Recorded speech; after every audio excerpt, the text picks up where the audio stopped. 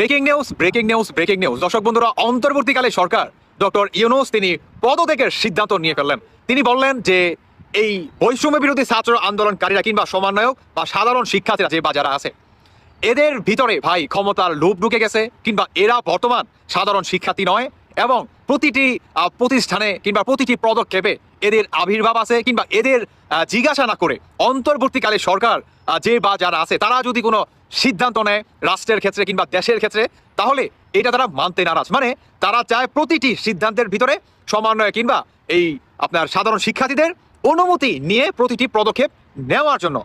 এটার জন্যই অন্তর্বর্তীকালে সরকার মানে প্রধান ডক্টর ইউনূস তিনি বলেন যে আমি আর থাকতে চাই না, আমাকে তোমরা রেহাই দাও, আমি আমার নিজ ব্যবসা প্রতিষ্ঠানে ফিরে যেতে চাই এবং তোমরা নতুন কাউকে অন্তর্বর্তীকালে সরকার কিংবা আপনার উপদেষ্টা হিসাবে তোমরা খুঁজে নাও। তো ডক্টর ইউনূস আসলে হঠাৎ করে কেন আজকে এই ধরনের ঘোষণা দেন?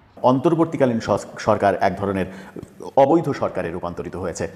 এই অবৈধ সরকার কতদিন আর ক্ষমতায় থাকবে এই প্রশ্ন যখন ভারতের তরফ থেকে আমেরিকাকে করা হয়, তখন জ্যাক সুলিভান বলেছেন যত দ্রুত সম্ভব ডক্টর ইউনূসকে তার দায়িত্ব থেকে সরে যেতে বলা হবে। ডক্টর ইউনূস সরে যাবেন, ডক্টর ইউনূসকে সরিয়ে নেওয়া হবে, কিন্তু তার জন্য ভারতকে যে ব্যবস্থাটা করতে হবে সেটা হচ্ছে যে তার যেন সেফ এক্সিট হয়, তিনি যেন নিরাপদে চলে যেতে পারেন, যেখানে যেতে চান সেখানে যেন নিরাপদে চলে যেতে পারেন, এবং তার কলিগসরা অন্যান্য উপদেষ্টাদেরও যেন সেফ এক্সিট হয়, তারা যেন কোনো বিপদে না পড়েন, সেই ব্যাপারটা ভারতকে দেখতে হবে। ভারত তখন জানিয়েছে এটা আমাদের পক্ষে দেখা সম্ভব না, এটা বাংলাদেশের অভ্যন্তরীণ বিষয়, বাংলাদেশের জনগণের বিষয়। বাংলাদেশের জনগণ যদি মনে করে কেউ সেফ এক্সিট করবে তাহলে করবে, যদি জনগণ মনে না করে তাহলে করবে না, এরকম ব্যাপার মানে নাকি কথা হয়েছে। এবং সেটা এমনও হতে পারে বাইডেন প্রশাসন থাকাকালীন সময়েও প্রধান উপদেষ্টা ডক্টর মোহাম্মদ ইউনূস পদত্যাগ করে চলে যেতে পারেন, এরকম বিভিন্ন তথ্য আসছে। বাইডেন প্রশাসন যদি শেষ পর্যন্ত তারা থাকা অবস্থায়, তারা তো আর মাত্র 10-11 দিন আছে, সেই 10-11 দিনের মধ্যে বাংলাদেশে কি নাটকীয় কিছু ঘটবে? সংবিধানের দোহাই দেওয়া হচ্ছে, সংবিধান যে তত্ত্বাবধায়ক সরকার ফিরে এসেছে, অন্তর্বর্তীকালীন সরকার ব্যবস্থা অবৈধ ব্যবস্থা, সেই অবৈধ ব্যবস্থায় আগামী নির্বাচন হতে পারে না, আগামী নির্বাচন তত্ত্বাবধায়ক সরকারের অধীনেই হবে। আমেরিকার তরফ থেকে বলা হয়েছে ঠিক আছে তত্ত্বাবধায়ক সরকার গঠিত হবে, নতুন করে গঠিত হতেই পারে, তবে সেই তত্ত্বাবধায়ক সরকারের প্রধান শেখ হাসিনা হওয়া যাবে না। আমেরিকা সেই জায়গায় না করেছে, শেখ হাসিনা হওয়া যাবে না, তৃতীয় কোনো ব্যক্তি তাকে তত্ত্বাবধায়ক সরকারের প্রধান করে নির্বাচন করতে হবে, যেন নির্বাচনটা যোগ্য একজন ব্যক্তির অধীনে সম্পন্ন হয়। তাহলে কি ডক্টর ইউনূস অধ্যায় কিংবা বর্তমান উপদেষ্টা পরিষদ অধ্যায় পরিসমাপ্তির দিকে যাচ্ছে? জ্যাক সুলিভান যে ভারত এবং জ্যাক সুলিভানের আমেরিকার যে কথাবার্তার ইঙ্গিত পাওয়া যাচ্ছে, যে কথাবার্তা তাদের মধ্যে হয়েছে, সেই কথাবার্তাগুলো যদি শেষ পর্যন্ত সত্য হয় তাহলে জো বাইডেনের ক্ষমতায় থাকা অবস্থাতে না ঘটলেও তারা ডোনাল্ড ট্রাম্প প্রশাসনের উপরে ছেড়ে দিয়ে চলে যেতে পারে। ডোনাল্ড ট্রাম্প প্রশাসন পরবর্তী পদক্ষেপ নিতে পারে ডক্টর ইউনূস সম্পর্কে, এমনটা বিভিন্ন সূত্র বলছে, যে সূত্রগুলো সবগুলোই অসমর্থিত সূত্র, যে সূত্রগুলোর এখন পর্যন্ত কোনো গ্যারান্টি দেওয়া যায় না। তবে একটা ঘটনা বিশ্বে তোলপাড় সৃষ্টি করেছে। ডোনাল্ড ট্রাম্প ক্ষমতা গ্রহণের আগেই ডোনাল্ড ট্রাম্পের সঙ্গে যার সম্পর্ক খারাপ, ব্রিটেনের প্রধানমন্ত্রী জাস্টিন ট্রুডো, তিনি কিন্তু পদত্যাগ করেছেন। ব্রিটেনের প্রধানমন্ত্রী যখন পদত্যাগ করলেন তখন একটা সুর চারিদিকে উঠেছে, ব্রিটেনের জাস্টিন ট্রুডোর পরে ডোনাল্ড ট্রাম্পের পরবর্তী টার্গেট কি বাংলাদেশের ডক্টর ইউনূস কিনা, সেই ব্যাপারটা চতুর্দিকে আলোচনা শুরু হতে চলেছে। ডোনাল্ড ট্রাম্পের সঙ্গে সম্পর্ক খারাপের জন্যই জাস্টিন ট্রুডোর পদত্যাগের ঘটনা, এটা বিশ্বব্যাপী আলোচিত হচ্ছে। এদিকে ডক্টর ইউনূসের সঙ্গে ডোনাল্ড ট্রাম্পের সম্পর্ক যেহেতু ভালো নয়, খারাপ, সেহেতু ডক্টর ইউনূস পরবর্তী টার্গেট হতে পারেন ডোনাল্ড ট্রাম্পের, এমন আলোচনাও তৈরি হয়েছে। সেই আলোচনার সমস্ত আলোচনাগুলো বিক্ষিপ্তভাবে চারিদিকে হচ্ছে। এই যে জ্যাক সুলিভান এবং ভারতের নিরাপত্তা উপদেষ্টা অজিত দোভাল, তাদের মধ্যে যে আলোচনা, সেই আলোচনা বাংলাদেশ সম্পর্কে যে আলোচনা, সেই আলোচনা তারা কিন্তু তাদের ব্রিফিংয়ে বলেনি, কিন্তু ভারতের সংবাদ মাধ্যমগুলো, ভারতের বিভিন্ন চ্যানেল, ভারতের বড় বড় সাংবাদিকরা তাদের বিভিন্ন সোর্স দিয়ে এই কথাগুলো বলার চেষ্টা করছেন যে ডক্টর ইউনূস সরকারের সময় নাকি শেষ। আদতেও সেগুলো সত্য কিনা, সেগুলোর মধ্যে সত্যের লেশমাত্র আছে কিনা, নাকি প্রোপাগান্ডা, সেগুলো সময়ই বলে দেবে। সময় আর বেশি নেই যেহেতু। এদিকে ওই ইনভেস্টিগেশন জার্নালিজম যদি বলা যায়, তার মধ্যে যে ব্যাপারটা একটা সূত্রে গাঁথা যেতে পারে সেটা হচ্ছে যে ডক্টর ইউনূস সরকার চারিদিক থেকে যখন ব্যর্থ হচ্ছেন, সরকার চালাতে পারছেন না, ট্রাফিক ব্যবস্থা পর্যন্ত নিয়ন্ত্রণ করতে পারছেন না, আইন শৃঙ্খলা নিয়ন্ত্রণ করতে পারছেন না, দ্রব্যমূল্যের ঊর্ধ্বগতি নিয়ন্ত্রণ করতে পারছেন না, নতুন বাণিজ্য উপদেষ্টা এসে দাম কমানোর পরিবর্তে সিন্ডিকেটের চাহিদা অনুযায়ী চিনির দাম বাড়িয়ে দিয়েছেন, সয়াবিন তেলের দাম আকাশচুম্বী, সয়াবিন তেল ঢাকাতেই বিভিন্ন এলাকায় সয়াবিন তেল পাওয়া যাচ্ছে না, তেলবিহীন মানুষজন রান্না করে খাচ্ছে। এরকম বাস্তবতা তৈরি যখন হয়েছে তখন কিন্তু এক ধরনের যোগসূত্র তৈরি করাই যায় যে একটা ব্যর্থ সরকার আর কতদিন। যে ইনফরমেশনগুলো আসছে যে ইউনূস সরকারের সময় শেষ হয়ে গেছে, তারা আর থাকছে না, এই উপদেষ্টারাও থাকছে না, তত্ত্বাবধায়ক সরকার গঠিত হচ্ছে। যে তত্ত্বাবধায়ক সরকারের কথা অনেকদিন আগেই বাংলাদেশের যে প্রধান আইন কর্মকর্তা অ্যাটর্নি জেনারেল তিনি বলেছিলেন, তত্ত্বাবধায়ক সরকার যখন সংবিধানে ফিরে আসলো তখন সেই দিনই তিনি সাক্ষাৎকারে বলেছিলেন বাংলাদেশ সরকারের নাম পরিবর্তন হচ্ছে, অন্তর্বর্তীকালীন সরকারের জায়গায় তত্ত্বাবধায়ক সরকার হচ্ছে, কিন্তু সেটা আজকে পর্যন্ত বাস্তবায়িত হয়নি। তাহলে সেটা বাস্তবায়নের পরিবর্তে কি নতুন করে নতুন সরকার গঠিত হওয়ার দিকে বাংলাদেশ যাচ্ছে? সেখানে যদি আমেরিকা এবং ভারত হস্তক্ষেপ করে সেই ঘটনায় কি ঘটতে যাচ্ছে?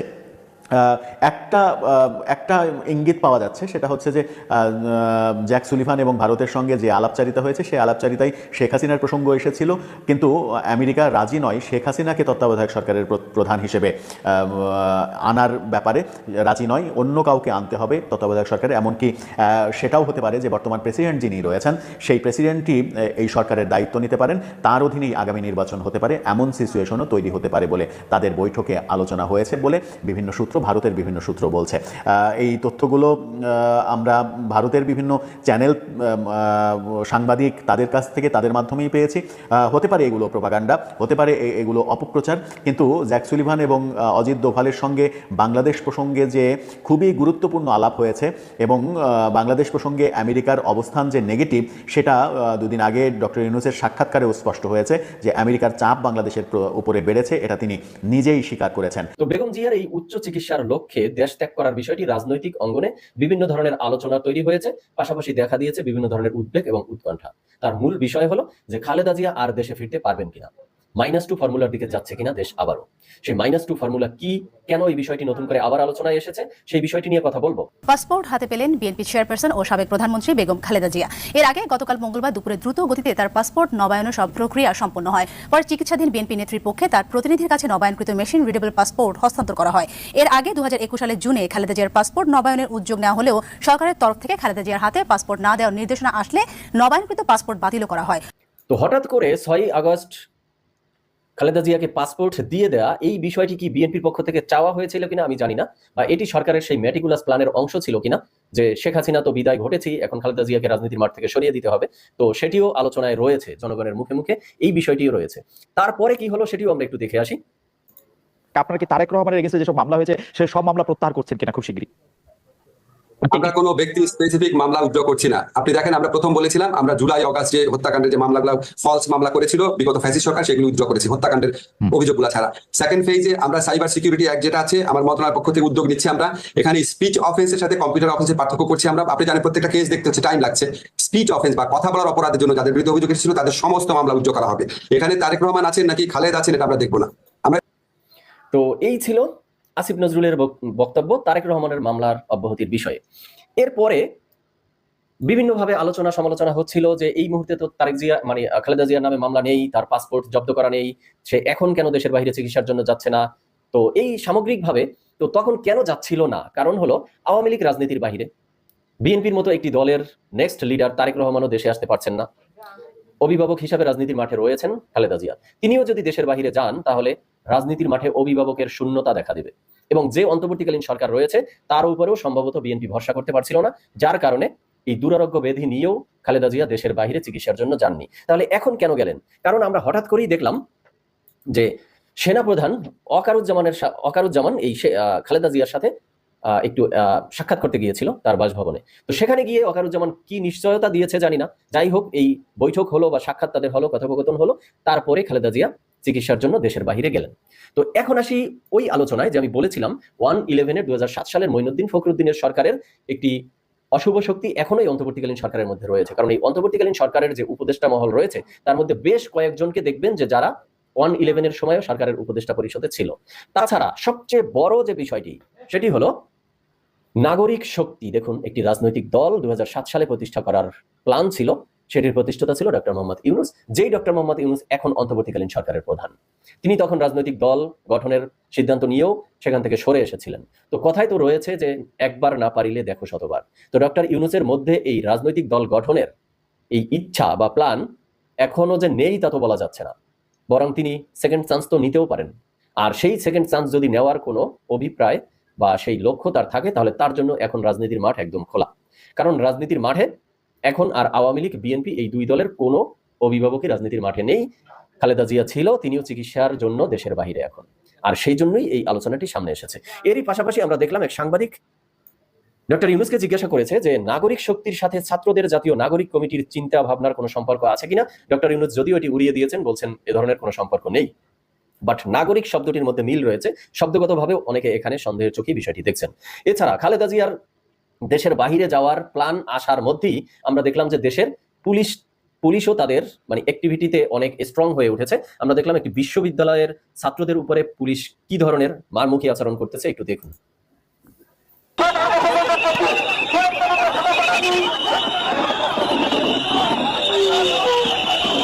দেখতে পাচ্ছি এর মধ্যে